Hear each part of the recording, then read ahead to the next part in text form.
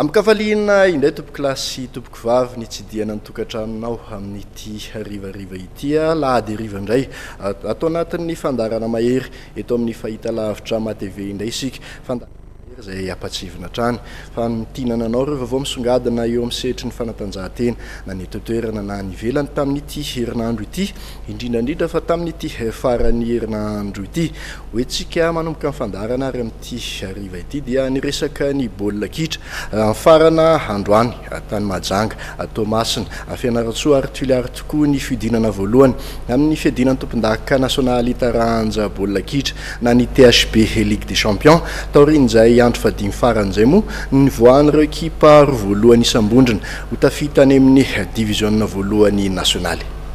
Saika efa tamin'ny andro faefatra melohan'ny farany nataon'izy malasa teo avokoa dia efa fantatra ireo ekipa hiatrika amin'ny fifananana nasionaly sokajy division voalohany amin'ity top lalaovana ity amin'ny fidinana voalohany fidinan'ny tompon-daka ny Madagasikara taranja baolina kitra. Ho an'ny vondrona amin'ny lalaoan'ny Mahajanga aloha dia ny ekipa ny Fosa Junior Boeny sy ny Ajesa ihany tafita rehefa samy nandesy ny JSM dia nasy tamin'ny Port Berger teo amin'ny andro faefatra. Ny tanany lara voalohany kosa ny ekipan'ny Mahajanga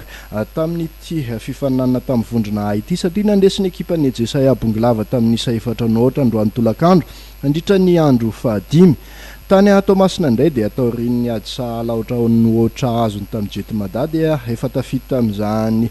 division voalohany nasionaly zany ny ekipan'ny SDMA Analamanga nahazo ny tapakila ahafahany mandeha any amin'izany division nasionaly voalohany zany kosa ny ekipan'ny Jetmada Itasy androany tolakandro rehefa nandesy ny ekipan'ny Tiakitra tamin'ny roa ray.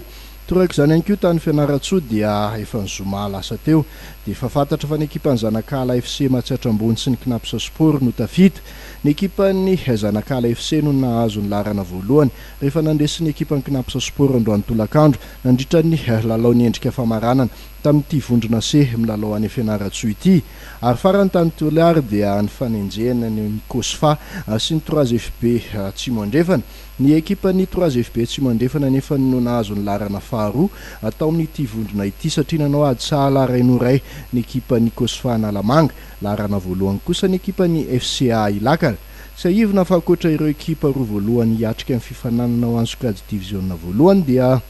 larana fahatelo sy faefatra ary fahadimy dia hifaninana ao anatin'ny sokajy division faharoa nasionaly.